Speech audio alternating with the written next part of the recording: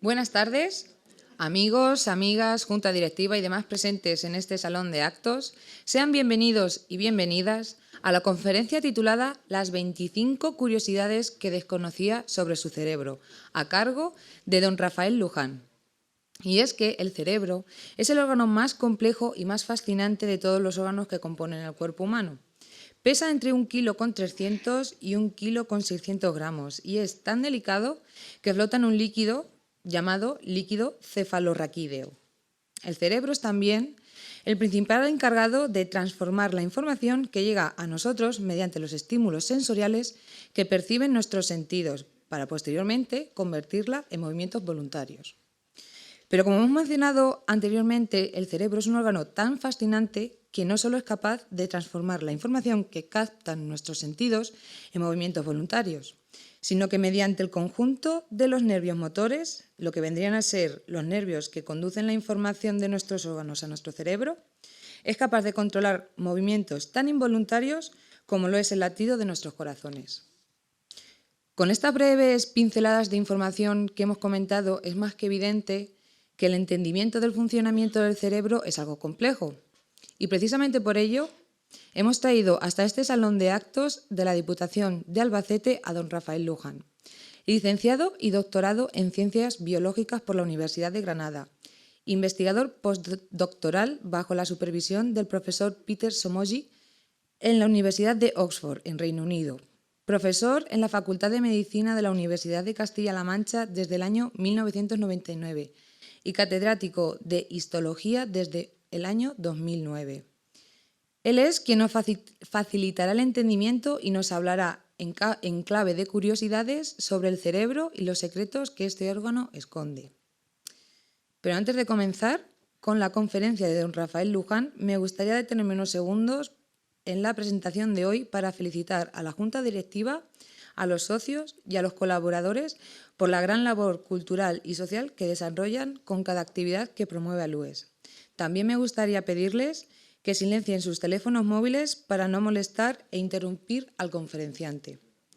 Sin más demoras, recibamos con un fuerte aplauso a don Rafael Luján y a su conferencia titulada Las 25 curiosidades que desconocía sobre su cerebro.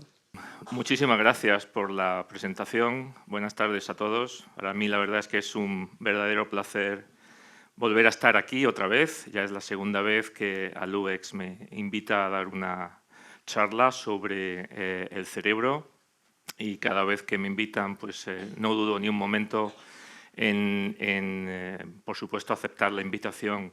En este caso les hablaré sobre el cerebro en clave de algunas curiosidades que me he permitido incluso cambiar un poco el título a las curiosidades que quizás desconocían sobre el cerebro, ya que es posible que algunas les sean familiares.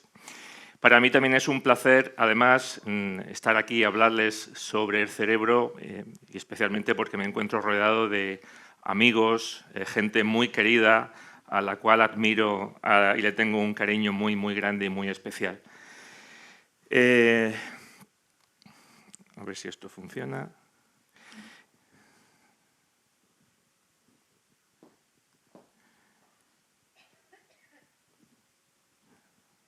Bueno, no pasa nada.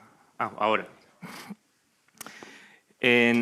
Normalmente no me gusta la formalidad de estar sentado, me gusta estar de pie. La última vez estuve por aquí delante, con lo que me siento más cercano a ustedes, al público, pero algunas personas no veían parte de la charla, así que en este caso prefiero quedarme en este lado de la mesa, pero aún así espero estar cercano a ustedes. Y si tienen algún tipo de duda sobre cada una de las curiosidades que voy a ir exponiéndoles o respondiendo, pues por favor no duden ni un momento en levantar la mano y preguntar. No hay ningún tipo de problema con eso, no me molestan en absoluto, todo lo contrario. Podríamos ahondar un poquito más en algunas de estas curiosidades. Curiosidades que voy a plantear o que he planteado en términos de pregunta y a la cual pues intentaremos ir dándole respuesta. La primera curiosidad hace referencia, o la pregunta es si realmente es el cerebro el órgano más complejo del cuerpo humano. creo que se pueden imaginar que la respuesta va a ser que sí. Parto de eso, de que yo creo que todos ustedes ya pueden entender, o como os he dicho en la introducción, que es un órgano muy complejo, pero me gustaría sentar las bases de este concepto ahora porque incluso a día de hoy el cerebro es un gran desconocido. Es un gran desconocido y especialmente la gente joven todavía no conoce este órgano ni la complejidad del cerebro. Y lo digo por lo siguiente. Hace algo más de un año, en una charla divulgativa semejante a esta, con menos público, menos de 100 personas, que di a estudiantes de bachillerato, les preguntaba sobre cuál pensaban ellos y ellas que era el órgano más complejo del cuerpo humano. Y estas son las 5 respuestas que dieron. El cerebro, otras personas dijeron que el corazón, pulmones, hígado, riñones. No cabe la menor duda de que los 5 son órganos vitales, sin los cuales no podemos vivir. Pero entre esas 5 posibles respuestas, las 2 predominantes fueron el cerebro y el corazón. El cerebro con un 55% de las respuestas, el corazón con un 35%. El otro 10% hacían referencia al hígado, a los pulmones o al corazón. Y siempre me gusta preguntar el porqué de las respuestas. Y cuando preguntaba por qué pensaban ellos que el corazón era el órgano más complejo, siempre tenía un componente psicológico, un componente familiar relacionado con algún tipo de enfermedad. Y algunos me decían que su abuelo había padecido un infarto de miocardio y que hacía años que había muerto como resultado de un infarto de miocardio. Otras personas me dijeron que un tío suyo, un familiar cercano, había sufrido un trasplante de corazón. Siempre tenía este componente psicológico y familiar.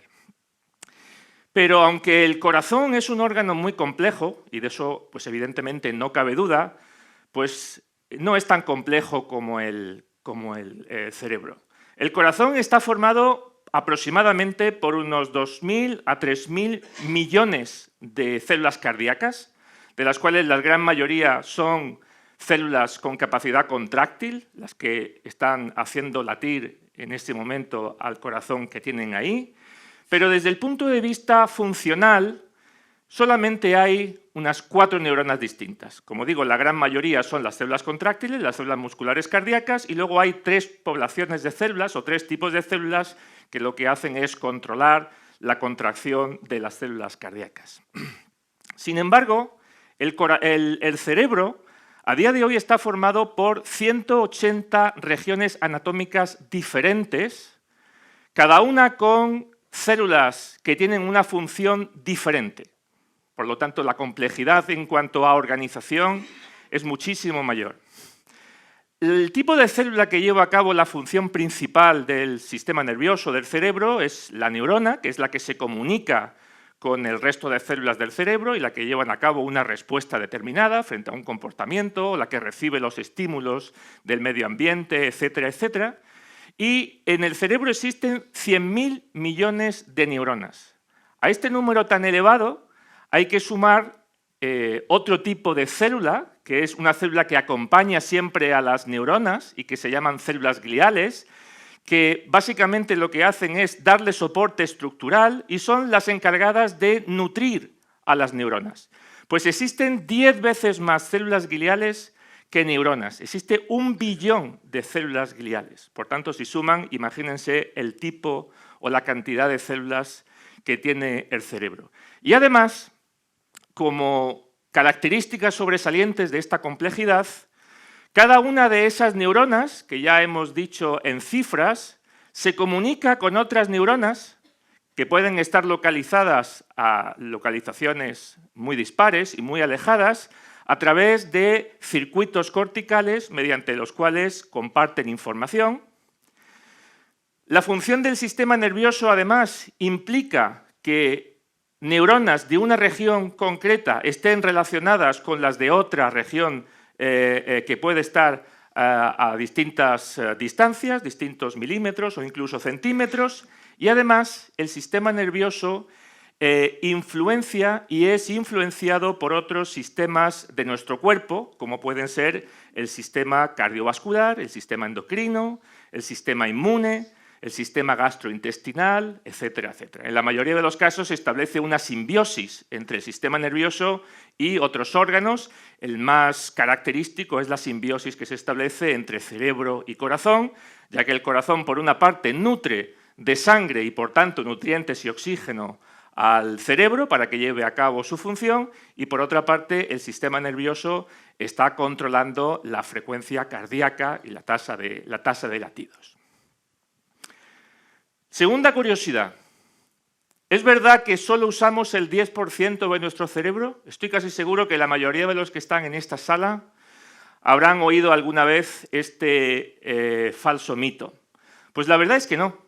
La verdad es que no usamos el 10% de nuestro cerebro, lo usamos al completo.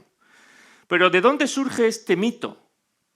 Esto surge a partir de un filósofo y escritor norteamericano llamado William James, que en uno de sus libros escribió una frase que no tendría que tener ningún tipo de repercusión específica. Una frase muy naif, en el que decía: uso solamente una pequeña parte de nuestros posibles recursos mentales y físicos.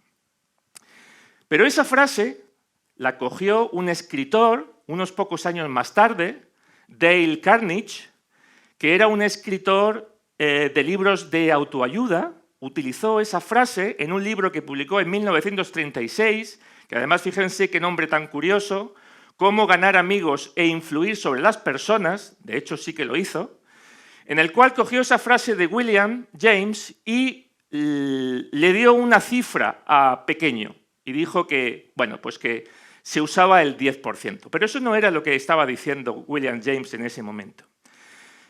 Otros escritores referenciaron el trabajo de Carnegie y todo esto, la bola se hizo cada vez más grande, sobre todo por los trabajos de un científico y psicólogo, también estadounidense, Lashley, quien básicamente lo que hacía era operaba a animales de experimentación, especialmente ratas, le quitaba distintas partes del cerebro y estudiaba su comportamiento. Y se dio cuenta que, o al menos describió en sus estudios, que quitando distintas partes del cerebro de una rata, cuando observaba su comportamiento, decía o veía que la rata vivía perfectamente. Pues esto es lo que hizo que la gran mentira fuera creciendo hasta incluso el día de hoy. Pero el cerebro, como les digo, se usa al completo, es necesario para tener una vida normal y para que se hagan una idea, estudios mediante resonancia magnética, que son estudios clínicos mediante los cuales se puede medir la actividad cerebral, simplemente para un acto tan sencillo como es abrir y cerrar una mano, se ha visto por este tipo de estudios que ya se está utilizando o se necesita el funcionamiento de casi el 20% del cerebro. Simplemente para abrir y cerrar una mano. Pues imagínense cuando llevamos a cabo una actividad combinada o más compleja, como pueda ser el caminar o mantener una conversación, etcétera, etcétera. Por tanto, es una auténtica falsedad. ¿Cuántas neuronas caben o cabrían en la cabeza de un alfiler? A lo mejor no tiene mucha relevancia este tipo de pregunta, pero la cabeza de un alfiler mide aproximadamente 1 milímetro cúbico, aproximadamente, y en 1 milímetro cúbico caben casi 25.000 neuronas. Recuerden que además tienen que multiplicar por 10 para sumar el número de células gliales. Las neuronas tienen unas prolongaciones citoplasmáticas, unas prolongaciones largas que reciben el nombre de dendritas y que son las zonas de la célula que recibe la información. Son como grandes antenas. Pues bien, si sumamos las dendritas de las neuronas que caben en 1 milímetro cúbico en la cabeza de un alfiler, sumaríamos 400 metros. Además, estas neuronas se ponen en contacto con otras por otra prolongación que actuaría como a modo de cable. Si sumamos ese cable de todas esas neuronas, sumaríamos hasta 3 kilómetros de longitud. Y estas neuronas que, por ejemplo, ven aquí en esta fotografía, se comunican unas con otras a través de unos puntos de contacto que reciben el nombre de sinapsis, ¿vale? Son los sitios mediante los cuales una neurona se comunica con la vecina o con la que está a largas distancias. Pues bien, en 1 milímetro cúbico existen 1000 millones de sinapsis. Vamos a establecer una comparativa para que se hagan una idea de esos números. Aquí tienen una representación de la Vía Láctea y se dice que la Vía Láctea tiene aproximadamente unos 100.000 millones de estrellas. Bueno, pues eso quiere decir que los alfileres que caben en una caja, que normalmente contiene 100 alfileres, pues contendría tantas sinapsis como estrellas hay en la Vía Láctea. O, dicho de otra manera, conocemos el número de neuronas, que hemos dicho que son 100.000 millones de neuronas en todo nuestro cerebro, por tanto, nuestro cerebro tiene tantas células nerviosas, mejor dicho, neuronas, porque las células gliales también son células nerviosas, tantas neuronas como estrellas tiene la Vía Láctea. Por tanto, son números extremadamente grandes y complejos. Curiosidad número 4. ¿Depende nuestra inteligencia del tamaño del cerebro? Pues aquí aparece, pueden ver a la derecha de la diapositiva, a escala, el dibujo de cerebros pertenecientes a primates, desde los más pequeños, como el lémur, hasta el Homo sapiens, el hombre.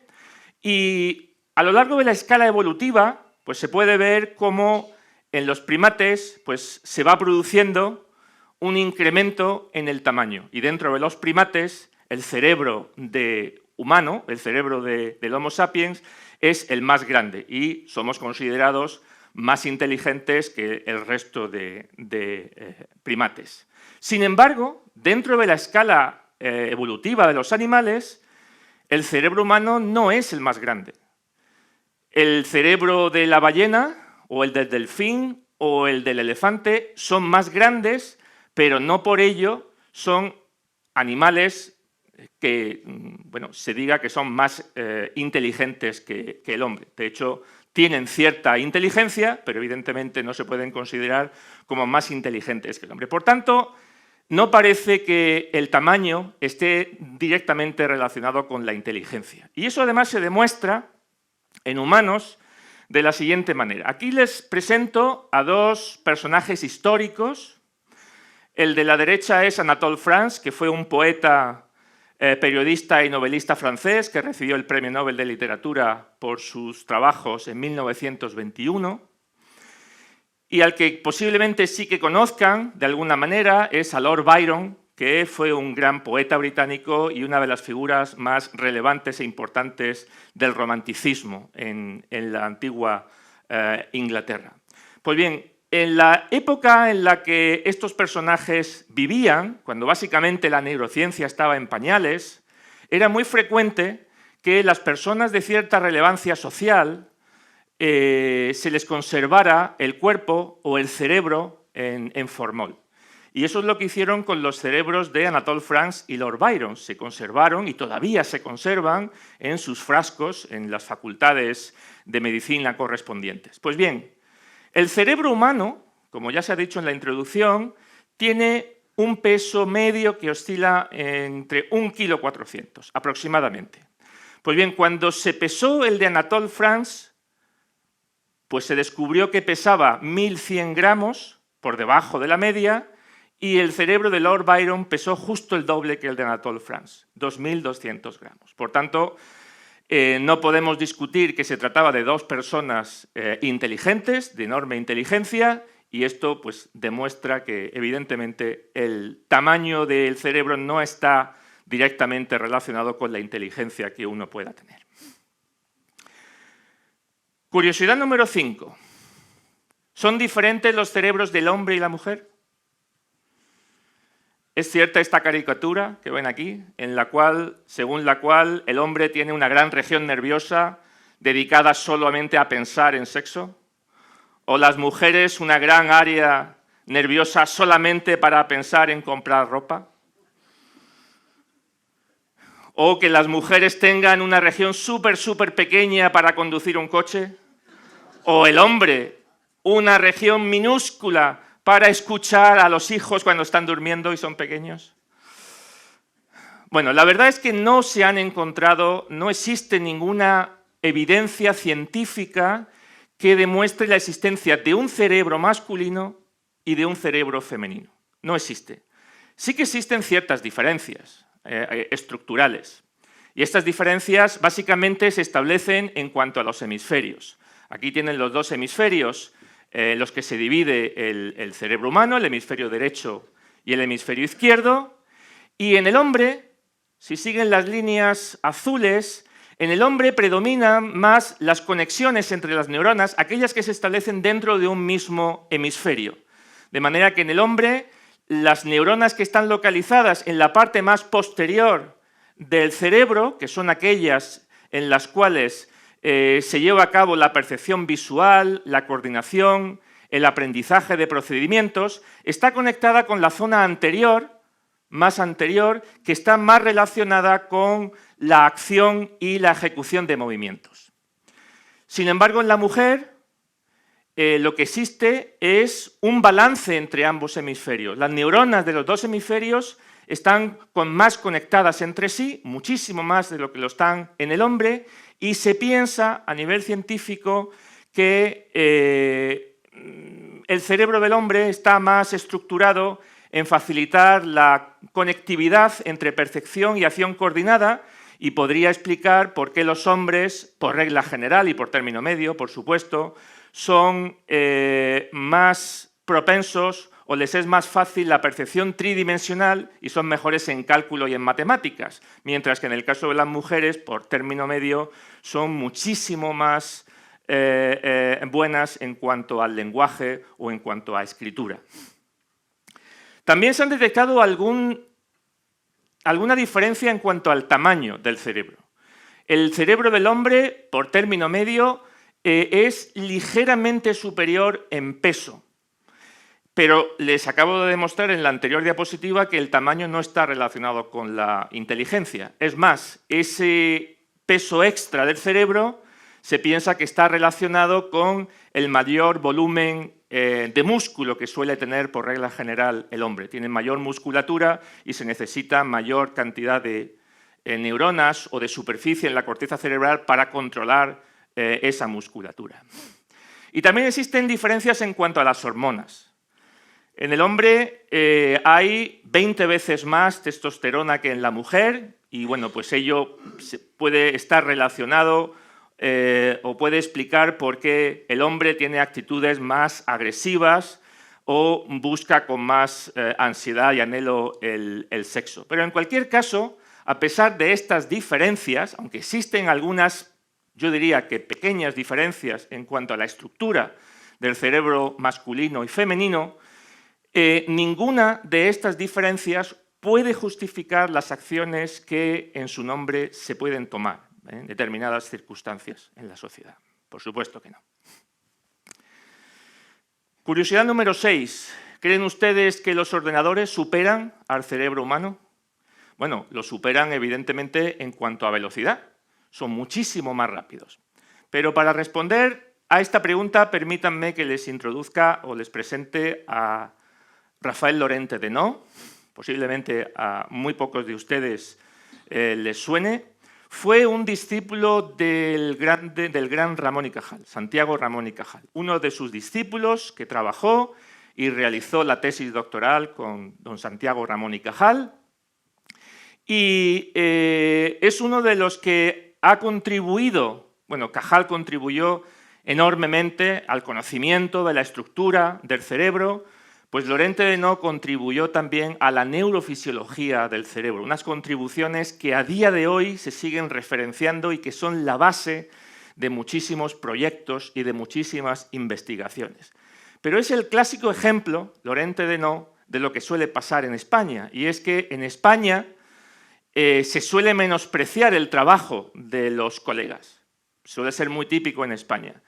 El trabajo que es menospreciado, que fue menospreciado en España, sin embargo, fue elogiado por los americanos. Y de hecho lo que hizo fue uno de los primeros ejemplos de exiliado científico, ¿vale? Resulta que cuando intentó volver a España se dio cuenta de las dificultades que tenía para poder investigar y desarrollar una carrera como él tenía pensado. Emigró a Estados Unidos y allí desarrolló toda su carrera científica hasta que murió en Arizona en 1990. Pero es el típico ejemplo de un español con una contribución enorme, que prácticamente le podían haber incluso dado el premio Nobel por su contribución a la neurofisiología, pero que en España a día de hoy sigue siendo un gran desconocido y la verdad es que se tapa mucho sus resultados. Pues bien, Laurent Thévenot, entre una de sus muchas contribuciones a la neurociencia o la neurofisiología, describió por primera vez lo que hoy se conoce como columna cortical, que es la unidad fundamental de funcionamiento de la corteza cerebral, que es esta parte que ven aquí más superficial del cerebro. La columna vertebral sería básicamente pequeños cilindros, estos pequeños cilindros que ven aquí, de circuitos, y que según la parte de la corteza a la que vayamos, pues estaría formada por unas 2.000 a 10.000 neuronas diferentes, ¿vale? Y este sería, digamos, un ejemplo ilustrativo de una columna vertebral y cómo se establecen conexiones entre las distintas neuronas. Pues bien, aquí les presento al CESBIMA, que es el Centro de Supercomputación y Visualización que está en la Universidad Politécnica de Madrid. Es uno de los grandes superordenadores que existen en España. Existe otro igual de potente en Barcelona. Y para que se hagan una idea, consume 6 millones de vatios.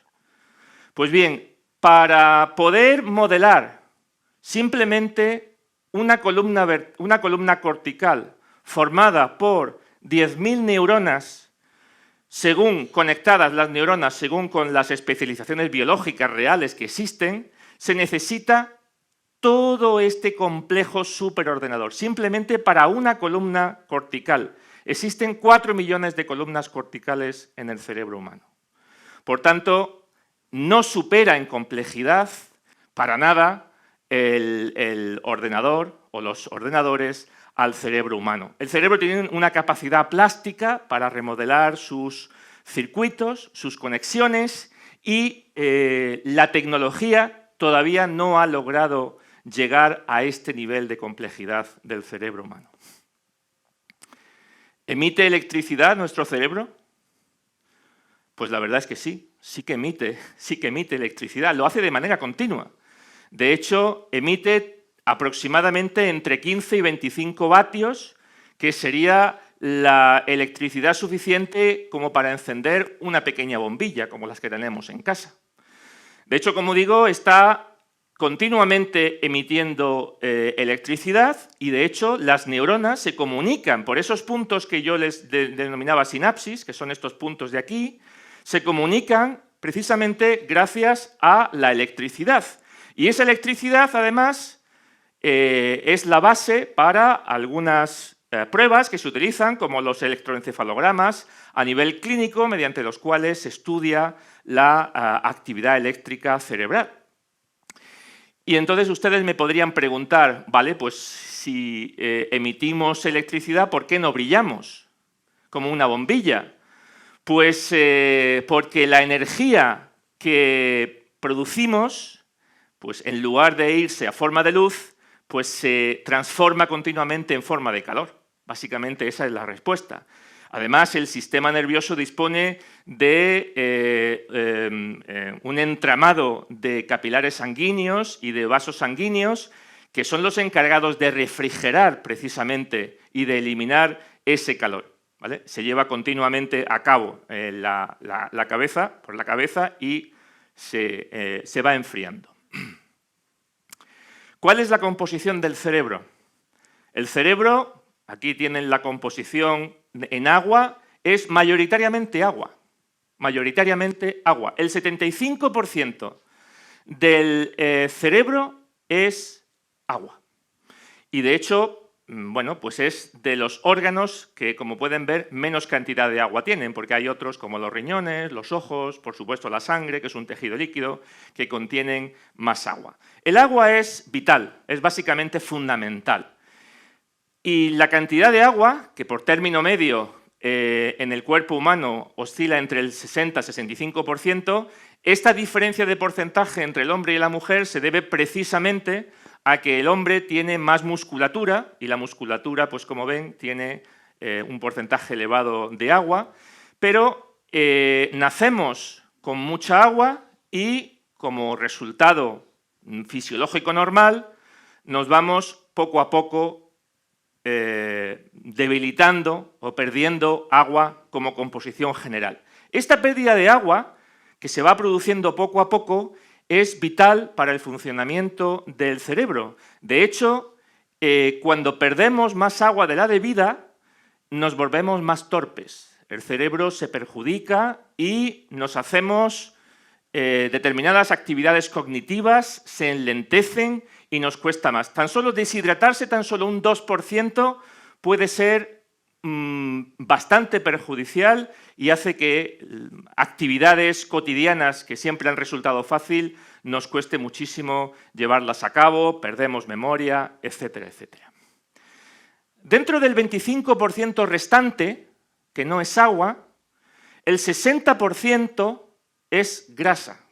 Siempre se dice que la grasa es algo negativo, que tenemos que evitar las grasas. Bueno, pues desde el punto de vista de salud, pues evidentemente es cierto, pero no podríamos vivir sin grasa. De hecho, la grasa es el componente fundamental y básico de las neuronas y lo que hace que las neuronas se comuniquen con otras se facilita enormemente gracias a la presencia de grasa, de gran cantidad de lípidos, incluidos el famoso colesterol. El colesterol es un componente básico, vital, de las neuronas y se requiere para que funcionen correctamente.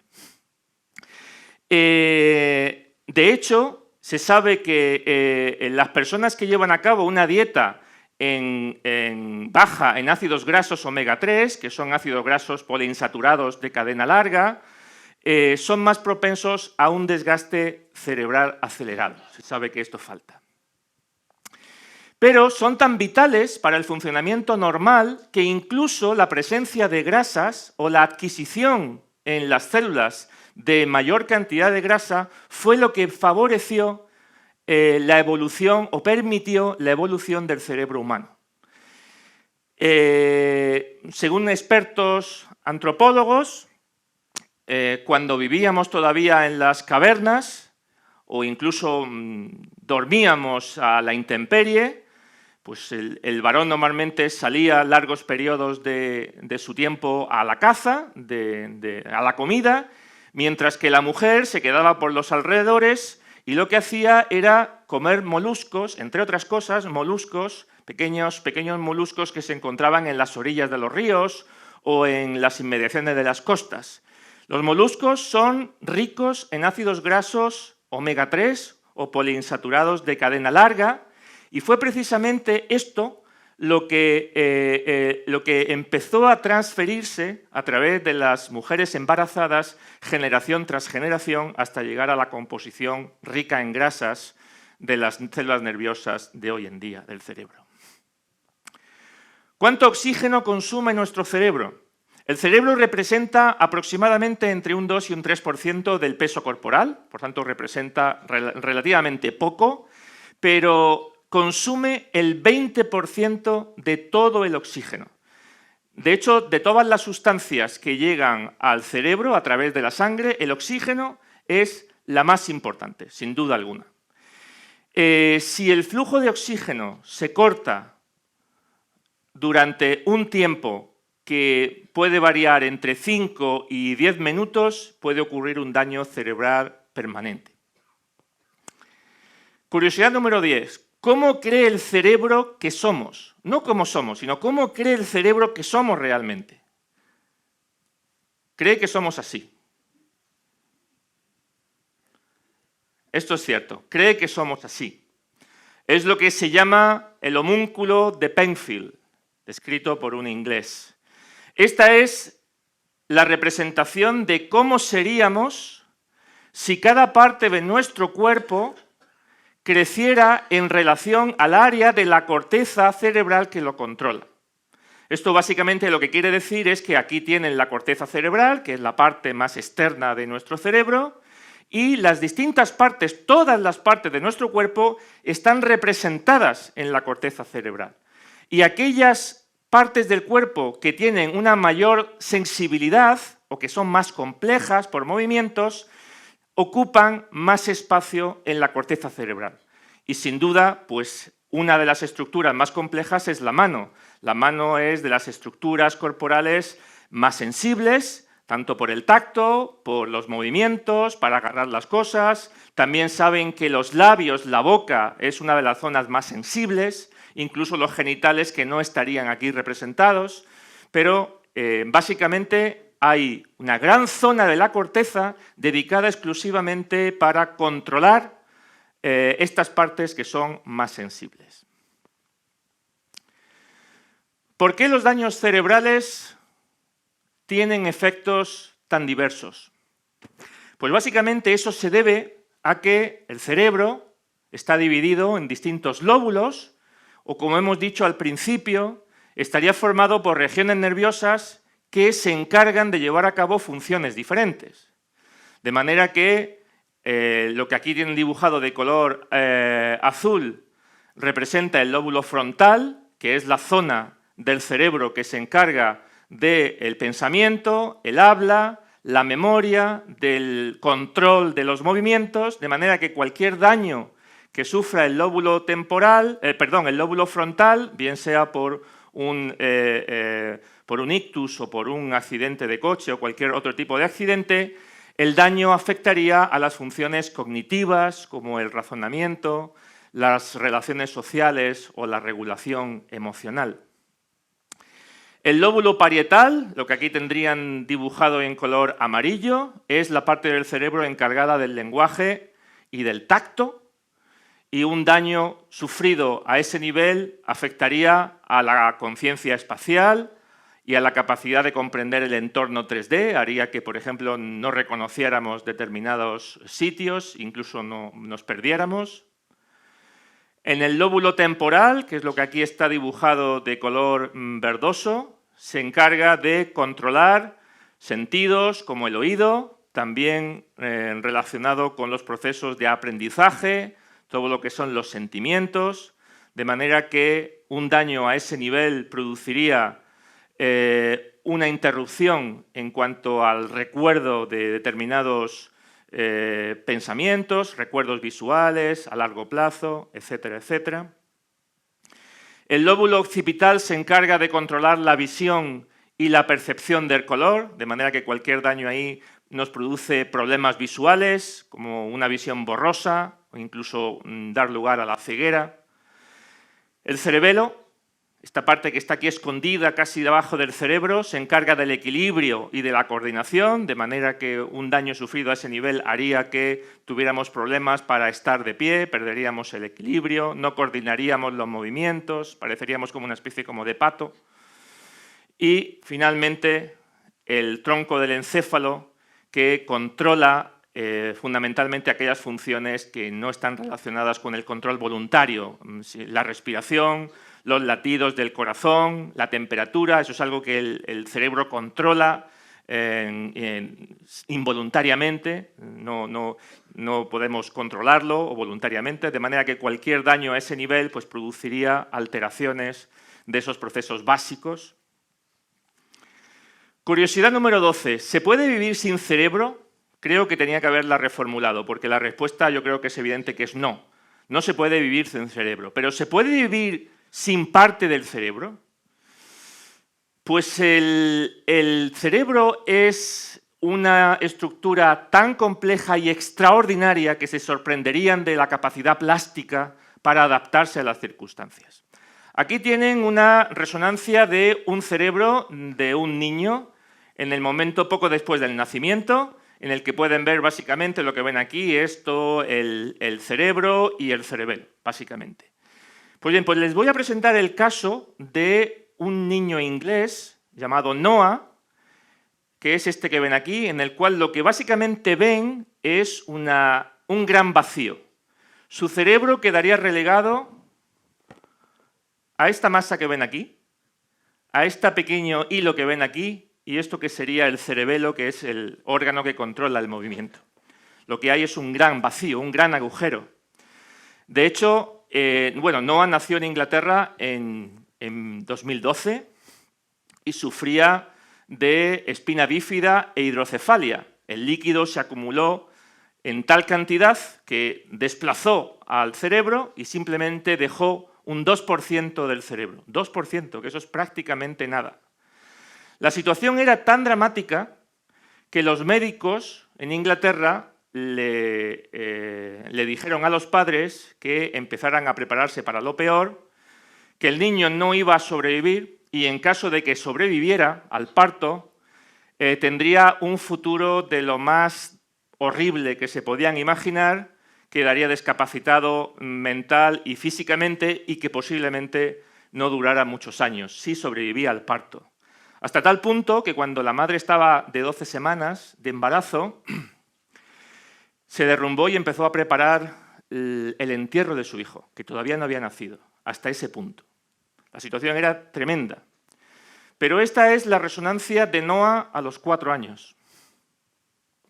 El cerebro sigue teniendo un gran vacío en el centro, pero pueden ahora observar cómo ha ido creciendo. Se ha adaptado, el cerebro es plástico y ha ido creciendo poco a poco, de manera que a los 2 años de edad, Noah ya estaba cantando, podía sentarse derecho, podía incluso jugar a la PlayStation, hacía una vida más o menos normal.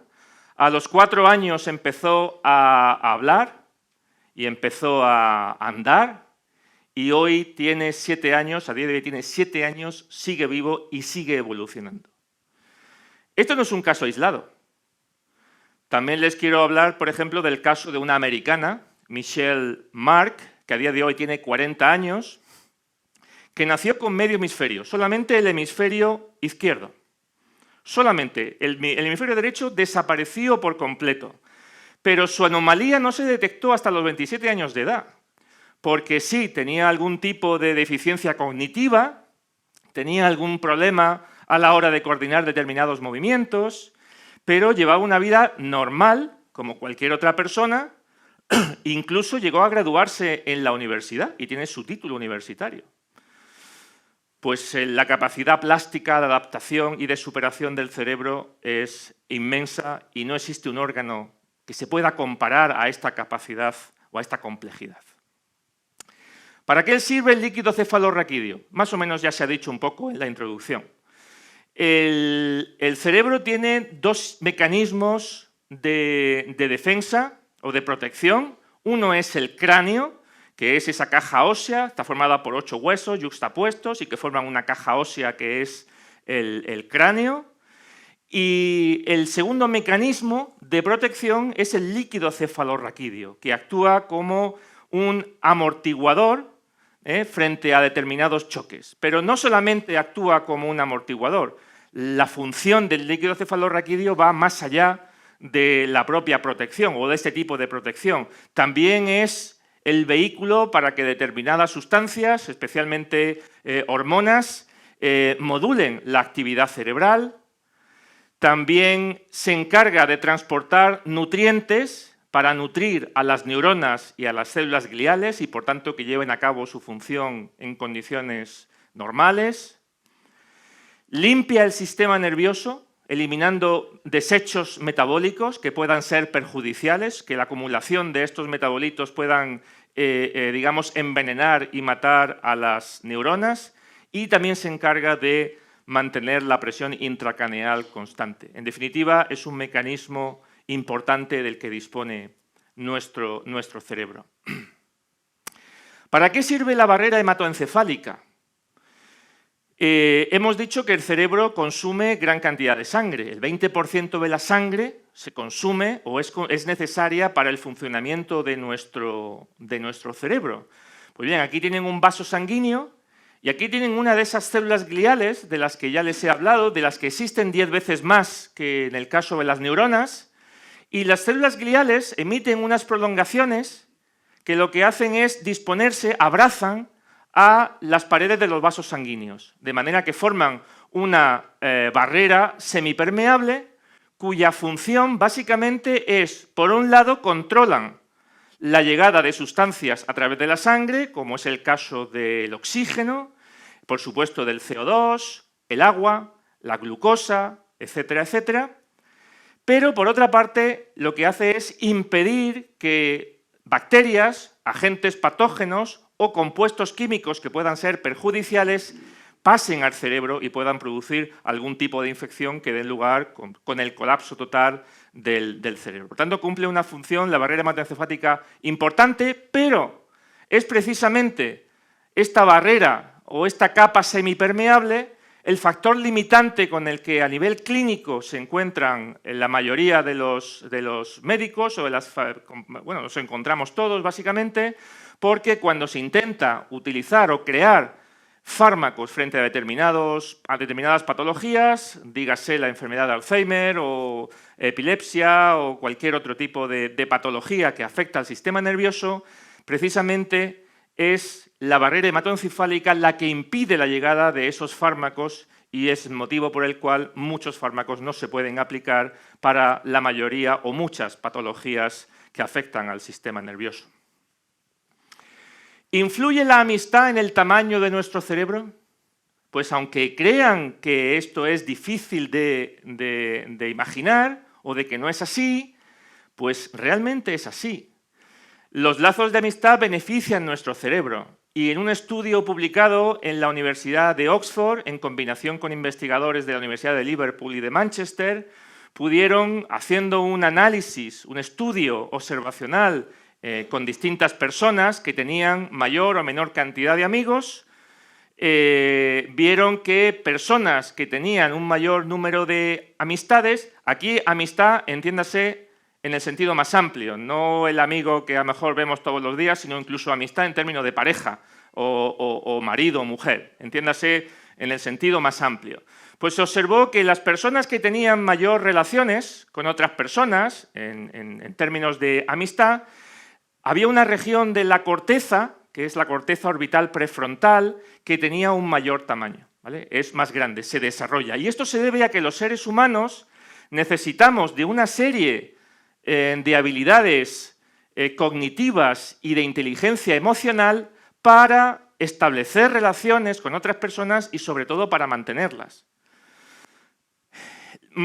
A partir de ese estudio de hace unos años han sido otros muchos investigadores los que han comprobado y demostrado que los amigos, como digo, en el término más amplio de amistad, no solamente mejoran nuestra salud, incentivan la memoria y prolongan la vida, sino que también es una terapia frente al envejecimiento.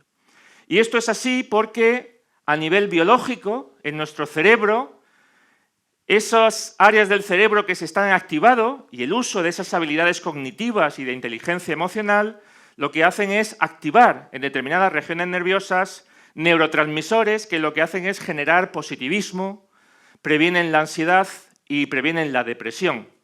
Básicamente, los amigos, como saben, pues aumentan la sensación de pertenencia y de propósito, aumentan la felicidad y reducen el estrés, mejoran la confianza en uno mismo, la autoestima, ayudan a enfrentarse a las situaciones dramáticas, pues oye, pues cuando muere un familiar, pues ahí tenemos al amigo que nos ayuda emocionalmente, motivan para cambiar o evitar un estilo de vida poco saludable, si fumamos, pues el amigo está ahí que te está pinchando, pues no fumes, etcétera, etcétera, o hay que hacer ejercicio, siempre te están incentivando en ese sentido. Pero lo más importante que deben de recordar, al menos esta es mi recomendación, lo importante es la calidad de los amigos, no la cantidad, y el tipo de relaciones que se establecen con los amigos, por supuesto.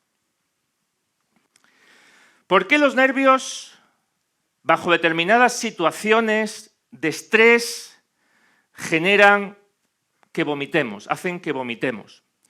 El vómito, ya sé que no es quizás un momento para hablar de vómito, pero bueno, en términos genéricos, el vómito es un mecanismo de defensa que tiene nuestro organismo y básicamente consiste en la expulsión violenta y espasmódica del contenido del estómago. Y el centro del vómito se encuentra justo aquí, en este garbancito que ven aquí, en el bulbo raquídeo, que lo que hace es que cuando, por ejemplo, en condiciones normales consumimos un alimento que está en malas condiciones, se activa y produce el vómito. Pues resulta que la ansiedad o el estrés está activando la misma vía que está activando esas situaciones patológicas. Es decir, lo que hacen es activar las neuronas del bulbo raquídeo de manera que cuando se produce una situación estresante, violenta, se produce el efecto del vómito activando esa zona del bulbo raquídeo. ¿Es usted una persona friolera? Si lo es, se debe a su cerebro. La respuesta está en su cerebro. El frío no es otra cosa que una percepción. Es una percepción de nuestro cerebro y la zona del sistema nervioso del cerebro que se encarga de controlarlo es el hipotálamo, que está localizado justo aquí, es esta región en verde, que estaría, digamos, en lo más profundo del cerebro, si pudiéramos verlo, ¿vale? Estaría a nivel muy profundo y básicamente contiene neuronas que lo que hacen pues, es dar esa sensación. Normalmente la sensación del frío está relacionada con las diferencias en la presión sanguínea y en la irrigación de los capilares sanguíneos y depende de varios factores. Existen factores como la estatura, que influyen en esa sensación, la raza, el ambiente en el que se desarrolla, no es lo mismo el que vive en Suecia que los que viven en el trópico, incluso de la propia genética, ¿vale? Por lo tanto, no deja de ser una percepción de nuestro cerebro, controlada por una región nerviosa muy concreta, pero a veces esa sensación de frío no se produce como algo fisiológico normal, sino que puede ser un problema de salud. Existen condiciones que pueden alterar esa sensación. Por ejemplo, el caso de la anemia. Cuando uno padece de anemia puede tener la sensación de tener más frío y eso se debe a que la anemia lo que produce es una reducción en el número de glóbulos rojos que transportan menos oxígeno y por tanto pues, está más relacionada con la regulación o no regula de otra manera el hipotálamo nuestra temperatura corporal. La presión arterial baja por el mismo motivo, al afectar a los capilares sanguíneos podríamos tener alguna sensación de que tenemos un poco más de frío u otras patologías como el hipotiroidismo o el hipopituitarismo pueden producir esa sensación más exacerbada de frío. ¿Sabía que el gusto se encuentra localizado en el cerebro? Bueno, pues normalmente tendemos a pensar de que se encuentran en las papilas linguales que están localizadas en la lengua. En la lengua lo que hay son estos botones gustativos que tienen representados aquí, que no es otra cosa que un conjunto de células receptoras que aquí estaría un pequeño agujero, el poro, por donde entraría la comida y los distintos componentes. Las células que están aquí se encargarían de detectar ese contenido y lo que aquí aparece en verde son unos nervios que conectan directamente esos botones gustativos en la lengua con el sistema nervioso central, con el cerebro. Pues bien, siempre se ha pensado que el gusto está relacionado con estas papilas o tiene lugar en estas papilas gustativas, pero hay una investigación reciente que demuestra por primera vez que el gusto reside en el cerebro. Lo publicó un grupo de investigaciones de la Universidad de Columbia, en Nueva York, en Estados Unidos, en una de las revistas más prestigiosas que existen, la revista Nature, en la cual modificaron o cogieron un ratón y simplemente modificando unas neuronas de su cerebro pudieron conseguir que el ratón perciba que el agua, si percibe en un caso que el agua es dulce, puede hacer que la perciba en un momento determinado como que es amarga y otro tipo de pruebas. En cualquier caso, simplemente lo que demuestra es que modificando unas células se puede modificar el gusto. Evidentemente, todo empieza aquí, en las papilas linguales, pero el gusto final, la sensación del gusto, reside en nuestro sistema nervioso central. ¿Por qué vamos perdiendo memoria con la edad? Pues se debe o todo comienza con unas estructuras que tienen las neuronas y que son las espinas dendríticas. Las espinas dendríticas fueron descritas por primera vez por don Santiago Ramón y Cajal. Fue una de sus innumerables grandes contribuciones. Las espinas dendríticas son estas pequeñas prolongaciones que salen de estos troncos que ven en la parte central, y a día de hoy se ha podido comprobar y demostrar que las espinas representan elementos clave en la función del cerebro. Básicamente, las espinas dendríticas son el principal elemento donde se establecen las sinapsis, esos puntos de comunicación entre neuronas, de las que ya les he hablado en un par de ocasiones. Son elementos clave para llevar a cabo la plasticidad del cerebro y directamente relacionados están con los procesos de memoria. Y cuando estas espinas sufren anomalías, cambios en cuanto a su estructura, la función también cambia y se ha visto que determinadas patologías relacionadas con el sistema nervioso central se deben a que estas espinas dendríticas se van perdiendo o se pierden por completo. De manera que aquí les muestro en verde, esto es digamos, un tronco, una dendrita real, tomada con una técnica especial de visualización en neurociencia, y pueden ver las espinas dendríticas, que serían esas estructuras que van saliendo a ambos lados. Esa imagen pertenece a un paciente que murió por causas naturales a los 41 años de edad, ¿vale? Y pueden ver pues una dendrita con una gran cantidad de espinas dendríticas a los lados.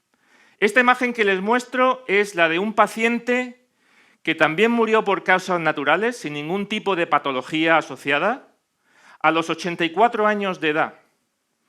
Y yo creo que incluso ustedes pueden ver que lo que se ha producido es que la dendrita, esa prolongación central, está más estrecha, es más estrechita, y si intentan contar el número de espinas dendríticas podrán ver que hay muchas menos a edades más avanzadas. Por tanto, ¿por qué vamos perdiendo memoria con la edad? Porque se van perdiendo espinas dendríticas. Esa es la respuesta neurocientífica a la pregunta. ¿Alteran las drogas las células de nuestro cerebro? Esto es muy fácil de responder con un experimento muy sencillo. Esto lo que muestra, en este caso no están dibujadas o teñidas de color verde, pero esto que ven aquí es dendritas muy similares a las que han visto antes de color verde, simplemente que ahora pues están en blanco y negro. Se sometió un ratón a un consumo puntual de cocaína y tras el consumo de cocaína se esperaron unas horas y se estudió o se analizó la estructura de las neuronas.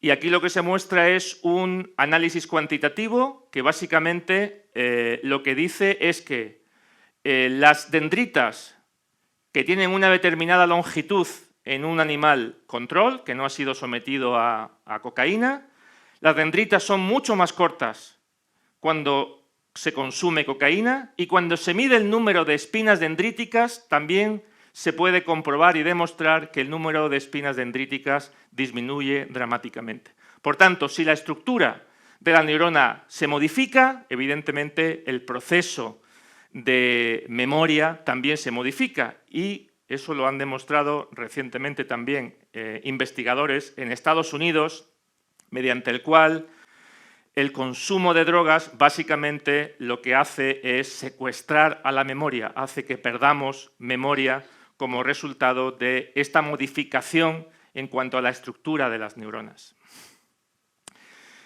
¿Tiene el estrés algún efecto sobre nuestra memoria?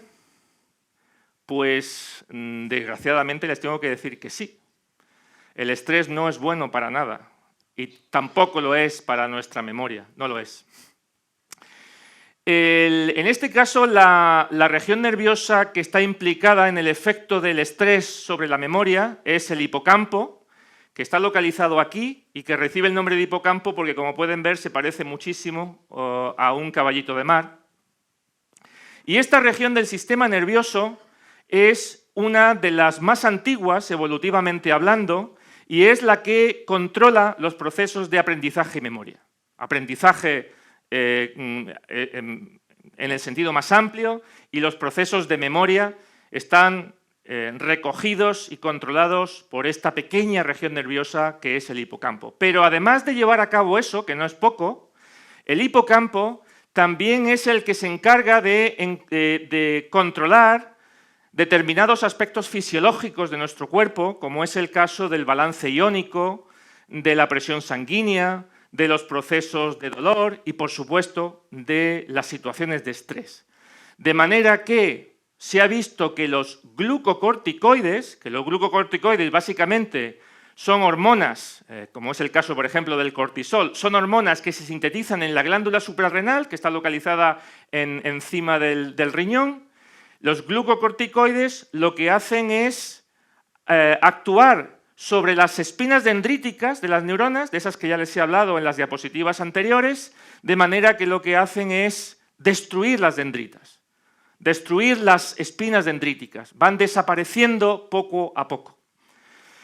Y esto lo que hace, evidentemente, es que tengamos una alteración cognitiva, ¿vale? Por tanto, afecta directamente a la memoria. Y esto tiene una implicación importante, como se pueden imaginar, y es que en el caso, por ejemplo, de aquellos niños que tienen una infancia dura, entiéndase, pues no solamente por malos tratos, sino aquellos que pueden sufrir bullying en el colegio o que tienen una situación dramática por una separación, digamos, poco amistosa de los padres durante el proceso de divorcio, etcétera, etcétera. Todo esto está influyendo negativamente y se ha visto a nivel médico que estas personas o estos niños, cuando crecen con el tiempo, son más propensos a desarrollar enfermedades crónicas y, por supuesto, tienen un mal desempeño escolar y una esperanza de vida más corta, desgraciadamente.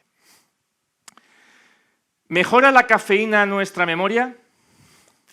Bueno, pues todos sabemos que la cafeína, bueno, pues nos ayuda a mantenernos un poco despiertos, es buena para mantenernos despiertos, y esto se debe a que la cafeína actúa sobre unas moléculas que existen en las neuronas, que son unos receptores de adenosina, y que lo que hacen es apagar, digamos, aquellos receptores que están asociados con la fatiga y el sueño. La adenosina es un neurotransmisor, es una molécula que se sintetiza por las neuronas del sistema nervioso y lo que hacen es provocar el sueño, entre otras cosas. Pues bien, la cafeína lo que hace es bloquear este proceso de la adenosina. Pero por primera vez se ha detectado o se ha demostrado un efecto específico de la cafeína sobre la memoria para evitar el olvido. En este caso, fue llevado a cabo por la investigadores de la Universidad de Johns Hopkins en Estados Unidos y también publicado en una revista de gran prestigio en el ámbito de las neurociencias, en el cual se ha visto que cuando sometían a personas, sobre todo gente en edad de universidad, se le sometía a 200 miligramos de cafeína, que básicamente es el contenido en cafeína que tiene una taza de café habitualmente, y se les enseñaba, se tomaba la cafeína después de ver una serie de imágenes, ¿vale? Se les pasaba una serie de imágenes, se tomaban una taza de café y al día siguiente pasaban un test cognitivo, se vio que eran capaces de recordar en mayor proporción que aquellas personas que no habían consumido el café. Lo que ocurre es que este estudio lo que demuestra es que si se quiere utilizar para, por ejemplo, los exámenes, lo que debería de hacerse sería primero estudiar y luego tomarse el café. Porque si uno se toma el café no va a tener sueño, pero según este estudio no parece que tomárselo antes tenga mucho efecto. El efecto, cuando lo tiene, es después y no va más allá de las 24 horas. Por tanto, el efecto en la memoria es a muy corto plazo. ¿Ayudan los crucigramas a tener un cerebro más joven? Pues posiblemente hayan leído pues titulares como este. Este lo he cogido de internet directamente y podría haberles puesto 50 más como este. Hacer crucigramas y sudokus ayuda a tener un cerebro 10 años más joven. Pues menuda falsedad. No es así. No es así, es un mito. Es un mito.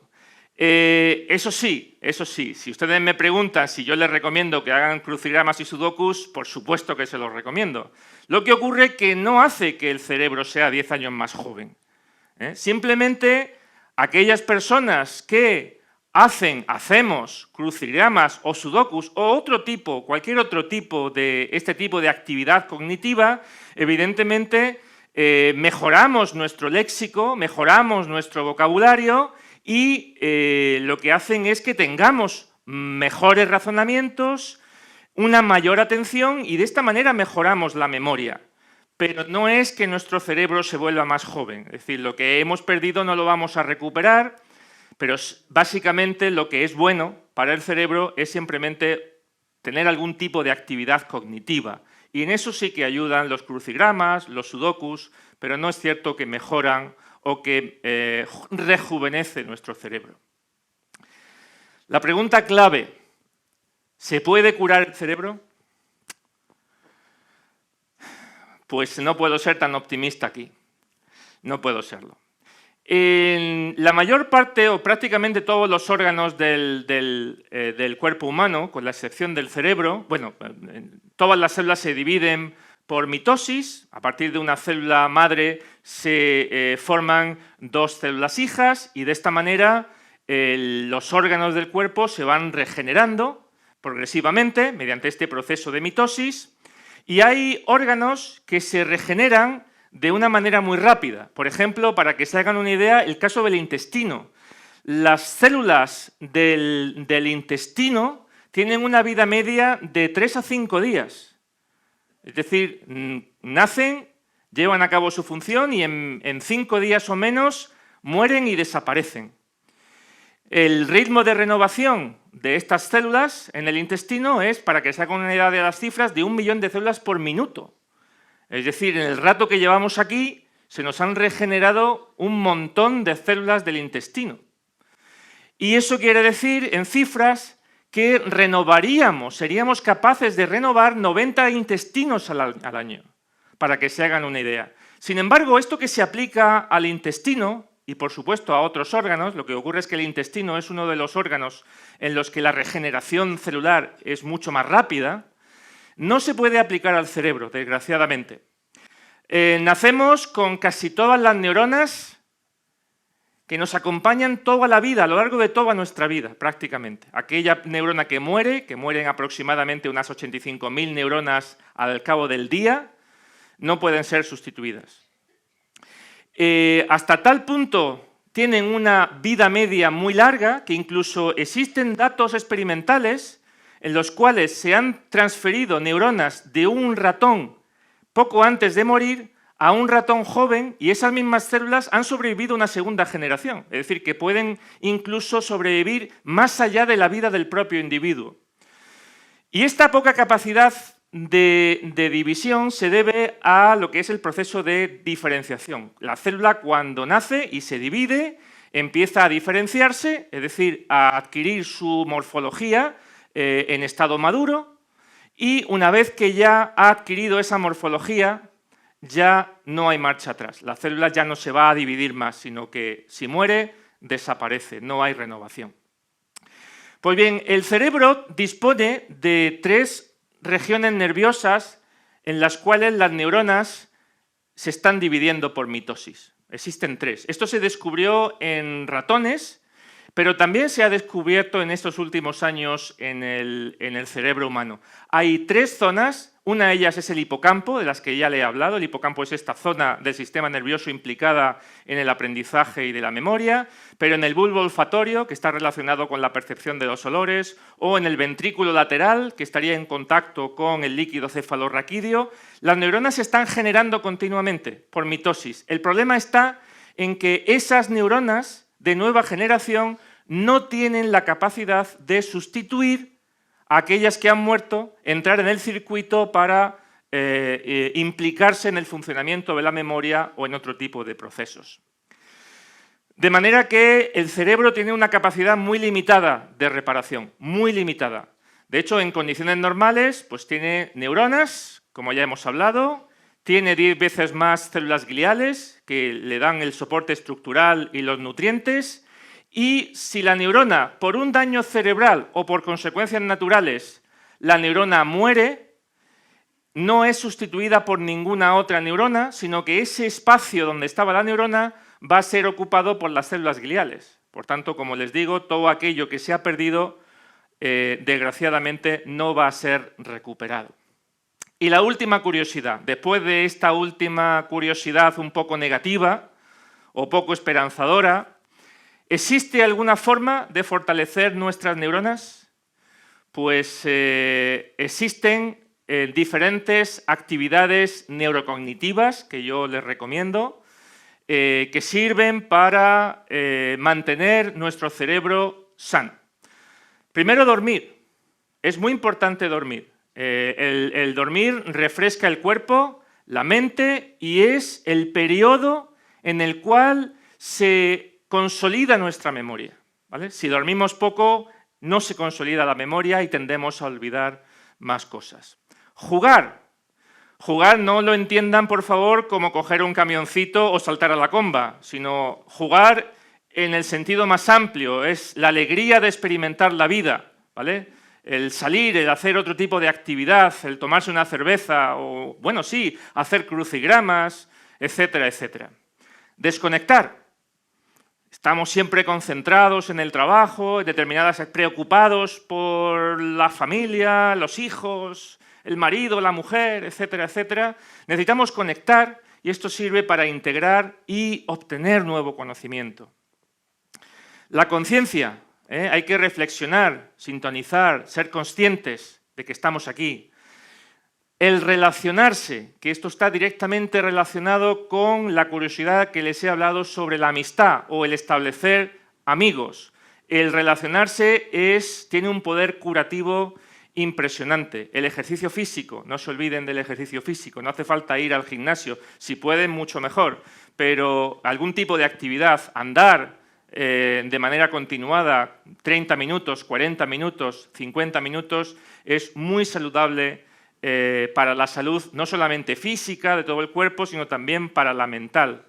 Y, por supuesto, concentrarse.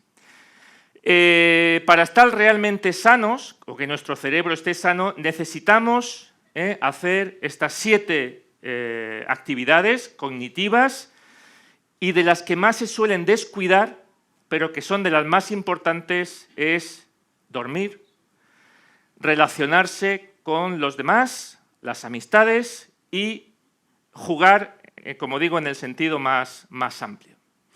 Y por último, simplemente les dejo con esta reflexión, y es que creo que a lo largo de estas curiosidades, de las diapositivas, pues queda claro que el cerebro es una de las creaciones más complejas del universo y, a pesar de ello, somos auténticos desconocedores de las necesidades de nuestro cerebro. Tenemos que ser más conscientes de lo que necesita.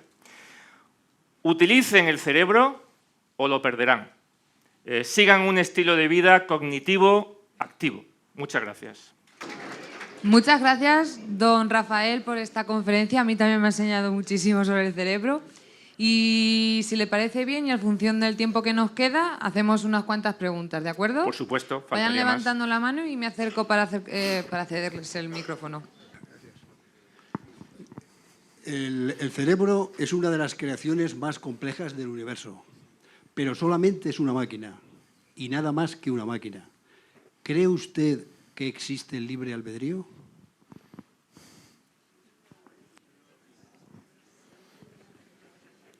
¿Cómo entiende usted el libre albedrío? ¿Cómo lo entiende usted? La libertad personal. Sí, no son incompatibles. No son incompatibles. Yo creo que el cerebro es mucho más que una máquina. Porque una máquina, hasta que no se demuestre lo contrario, y como les he expuesto en una diapositiva, no tiene capacidad de plasticidad entendida como adaptarse a determinadas condiciones. El cerebro tiene la capacidad de adaptarse a los entornos, adaptarse a las circunstancias y en base a eso establece nuevas conexiones, crece, se reduce, etcétera, etcétera. No es incompatible el libre albedrío con la estructura y el funcionamiento del cerebro. ¿Más preguntas?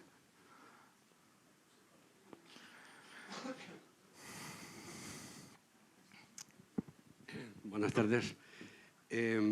Con el tiempo, con la edad, perdemos memoria, evidentemente, conexiones sinápticas, pero parece ser, y se puede comprobar por uno mismo, que se pierde más memoria, memoria reciente, no memoria retrospectiva, que perdura. Hay momentos.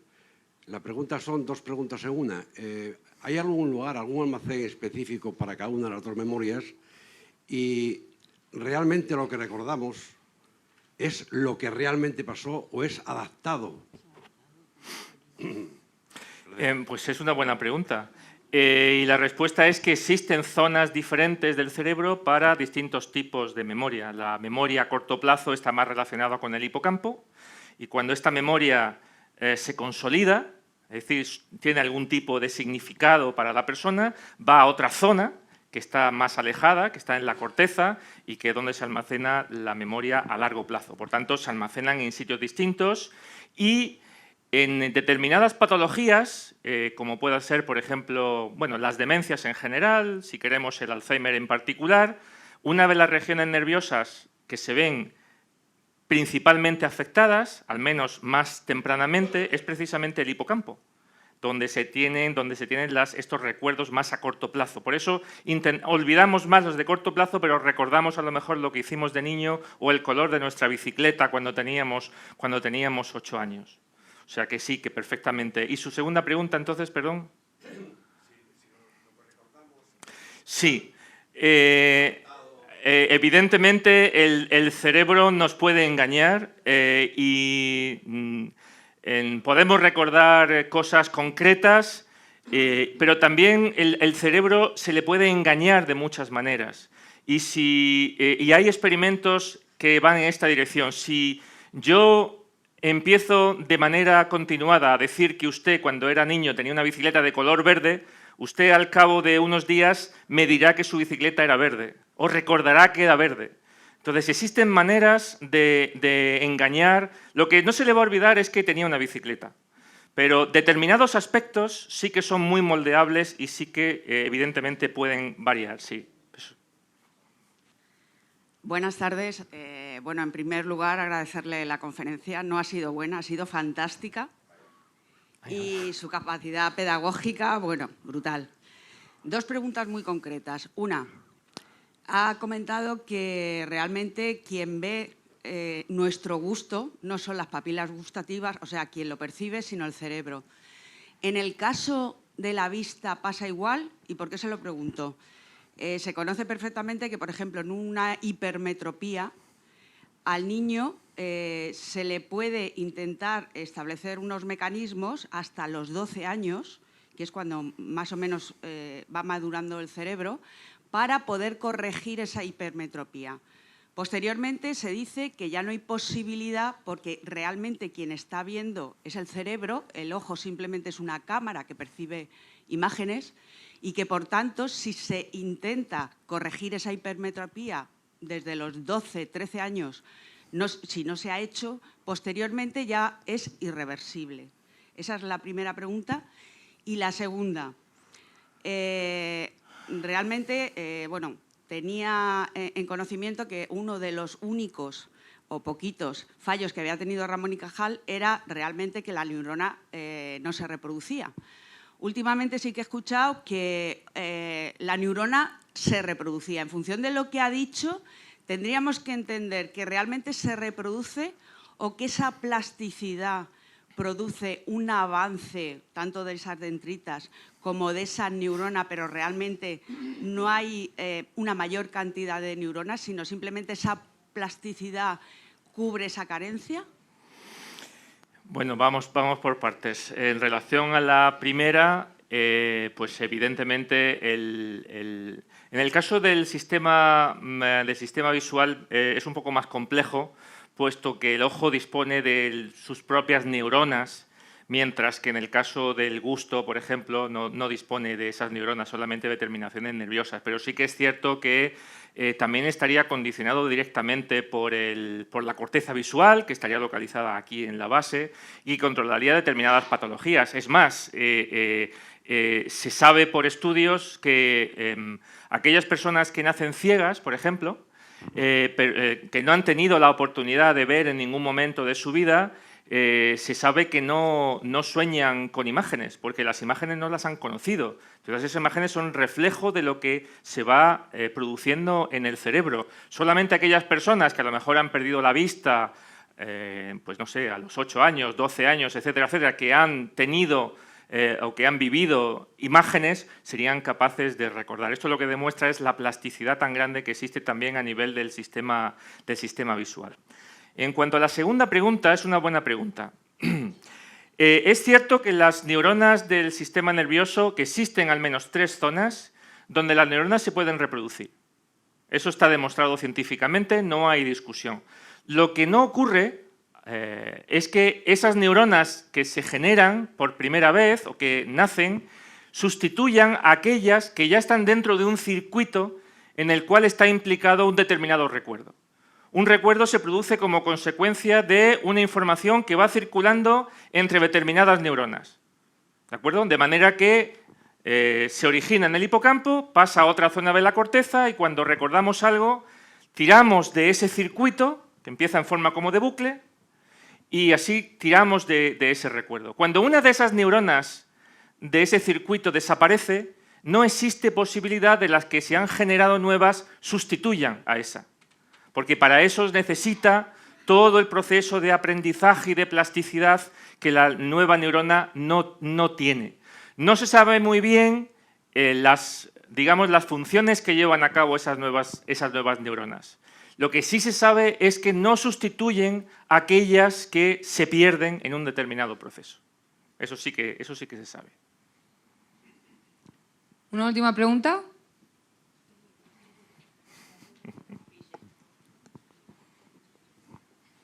Usted ha dicho que se podía engañar al cerebro, ¿no? Sí. Pero yo en un programa de televisión que decía que te ponían una imagen a color y tenías que fijarte en un punto negro. Sí.